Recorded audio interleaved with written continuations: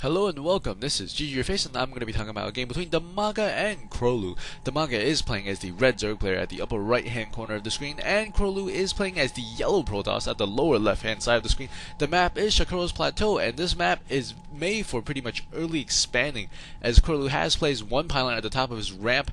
This is the natural expansion for KróLu, and it's pretty easily to be defended because it is a high ground, so the opponents that are outside will not be able to see here, and you can take a couple of earlier shots on your opponent before they come in. But on the other hand, the main base does have a set of destructible rocks in the back, so that's an additional opening for the opponent should they decide to come from that direction. So we'll probably see a forge along with some cannons and a nexus coming up relatively soon. And DIMAGA is scouting with his overlords. If he does not find his opponent relatively soon, or if his opponent does not find him, he will probably also early expand himself, as he is on 16 drones at the moment, probably going to be expanding with that one drone. As the holiday season is approaching, there is a ton of deals on Black Friday websites, so if you go to something like Amazon, there is a deal through November 6th, so I do apologize if you haven't seen this video until after November 6th, but you can get 3 pieces of software for the price of 2, and that is really good, because if you haven't gotten Starcraft 2, it is a perfect time to get it for you and a bunch of friends, because it is going to be as cheap as it gets for a while.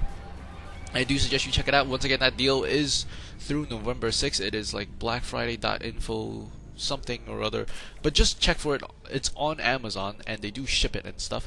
And there is a forge and a pylon going up, as well as a gateway. DIMAGA has expanded on 16 drone and he has his spawning pool down. Both players are gearing toward a mid game, not doing any early harassment probably. There is a probe around here waiting to put down that one cannon, very anxious. It's always troublesome for Protoss players because they're very vulnerable before you put down that cannon and before that cannon finishes. We do see an extractor coming up for DIMAGA at the moment, as the spawning pool has just finished, and he's also going to be building a queen and a couple of zerglings. 2 cannons are being warped in behind the pylon, forge, and the gateway here. This is a very good placement, but he really needs to have an additional pylon in the back, because if the Zerg player comes up and gets vision of the pylon with a Zergling or 2 and have the roaches around here to shoot it down, he will have absolutely no power, and then all these structures will be down. We do see one spine crawler is being placed down for DIMAGA at his natural expansion. This is a very good idea, as it is a defensive position. And the probe is scouting on both players. I believe they have not yet found each other. A couple of Zerglings running to the watchtowers to get a better grasp of things. And the spine crawler will finish, and the probe does actually sneak in before, and he will be able to see what's going on inside the main base of DIMAGA. And DIMAGA, I believe, has lost a Zergling over here to the cannon. And yes, he has at the 25 minerals loss does confirm it. Another Zergling probably running out to the middle of the map to grab a hold of the other watchtower. We do see double gas coming up for KróLu, and DIMAGA does spot this with his overlord on the side, so he does know what his opponent is doing. He knows it is going to be a relatively heavy gas build. He doesn't have any knowledge of the back of the base, but seeing the 2 gas go up at the expansion should set off alarms for anybody. Couple of well-placed overlords around the edges of the map to see if there's going to be any error coming, but at the moment both players are just gearing up for that mid stage of the game. And one pylon, this is a very good placed pylon. This pylon will be able to power all these structures if this pylon should go down. So if the Zerg player were to focus down on this pylon, it would be a wasted effort, because you also have to power down this pylon in order to get to it. And we do see a little bit unusual here. We see 2 evolution chambers coming up for DIMAGA to get early upgrades for his units, and ooh, we see a Stargate. Stargates are very nice, especially if you do double Stargate. Double Stargate usually signify the beginning of Phoenix play, because you can get those Phoenixes out so quickly, and you really need multiple Phoenixes, because Phoenixes are not that great against anything on the ground unless they are in numbers, because you need to use 50 energy, I believe, to pick up an enemy, and if you only have 1 Phoenix, you can pick him up, but you can't shoot him. So that would be kind of awkward. It's like, hey, you can't do anything now, and neither can I, and I just wasted 50 energy. And the queen is not missing an injection, not missing a beat at all, as some stalkers are being warped in at the front of the base of KróLu. And we do see the 2 Stargate coming in, and we will be seeing some of the Phoenixes, as these structures at the Nexus have almost completely full energy, and he will be able to boost quite a bit of those Phoenixes, and they will be coming into play, and they will be able to hunt all these Overlords down if he can find them or scatter across the map. In the meantime, we do see a Roach Warren going up for DIMAGA. He doesn't have that much air defense yet, but he does have the missile +1 and the armor +1 for his units, as he's just macroing up right now at this moment.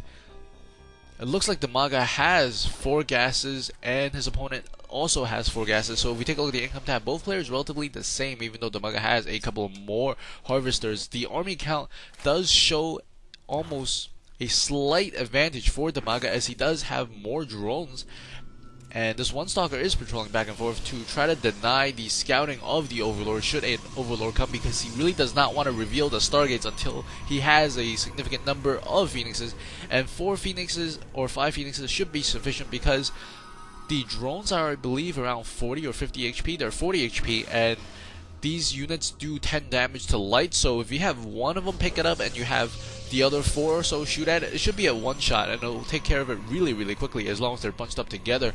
And I think he is going to move out here with the 7, it looks like, Phoenixes as they run across the map. He will be able to be spotted by these Zerglings, so he will know what's coming. He should probably throw down a Hydralisk then, and he does immediately. A couple of roaches coming up, they won't be able to do too much. He could probably try to pressure the front entrance, but if we take a look at the front entrance, this is pretty well defended with one Zealot on the side, another cannon going up, and right now he has managed to kill off one Overlord. He's going to take off another Overlord. He's going to pick up that Queen, but keep in mind these units only do 5 damage to the Queen, so it's going to be a little bit longer. I believe you need around 6 or so Phoenixes to take down a Queen if they're focus firing. So, and right now he's able to pick up a lot of these drones. A lot of these drones will go down to the harassment of the Phoenixes. The Roach is just scattering across the map, going to the expansion that he's recently just built at the lower right hand corner. And right now DIMAGA is hurting as he's losing a lot of Overlords. In particular, units lost tab. His opponent has lost 1 pro, but he's already lost over 1,000 minerals worth of units. And these 2 Queens are probably going to go down, as this one Phoenix is almost killing off. And another Queen does come over and does kill off 1 Phoenix. Does make things slightly more even. But a lot of Hydralisks have spawned, and that will probably end this harassment, as he does take down 2 of those Phoenixes. This fleet of 5 Phoenixes is going to fly around the map, and I don't think he's going to be continuing the Phoenix production, as he's going to stop harassing with those Hydralisks. And there's a whole bunch of Overlords just sitting over here. If he can spot this and kill this off, that will be really good.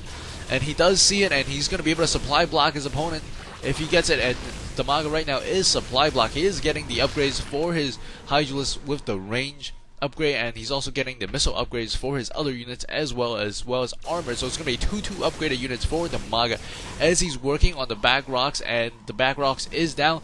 So if DIMAGA marches in here right now, he will be able to have a huge advantage. A couple of sentries are being warped in, and DIMAGA's not doing anything. He's losing Overlords over here. He's making a lot more units, but he's not attacking. If he could attack here, it might be a really good idea, but he decides to fall back. Oh man, these sentries do have energy for, it looks like, about 2, 3, and 1, so about 6 force fields. So he could delay DIMAGA a little bit, but I think if DIMAGA went in, he could have done quite a bit of damage, as the forces are just mostly sentries. If we take a look at the army count, 96 to 116, as some of these units are hunting down.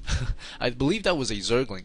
A couple of Hydralisks and Roaches are coming across the middle of the map at the bottom location. I believe KróLu does know about it, and he's also going to pick off this one Zergling at the middle of the map. And we might see a push here. We see 2 force fields. I don't know if the second one was necessary.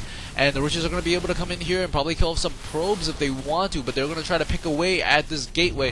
One gateway does go down, and the Phoenixes are just sitting here in the middle of the map. Some of these probes are going to get shot at by the Roaches, and very good play by KróLu. He's continuing this force field over here, and if these Roaches were actually to focus fire on these sentries, but that's probably not a good idea, as there's a whole lot of Immortals, so it's very difficult choice for DIMAGA what to kill. And these sentries are just impeccable, as he's warping in more sentries to keep this force field up over here. It's very critical that he prevents his opponent from coming in, because his opponent does have quite a bit of the ground force, but 2 Colossus do come in. This should end the advantage that DIMAGA has, and he does force field in the back, and that will force some of the units into action, and we see crisp burning corpse on the floor, a bloody ramp. A very common sight against any Protoss player, because a lot of Protoss players do like to force field that ramp. We see a Spire going down along with 3 queens being produced, because DIMAGA has lost all of his queens, I believe.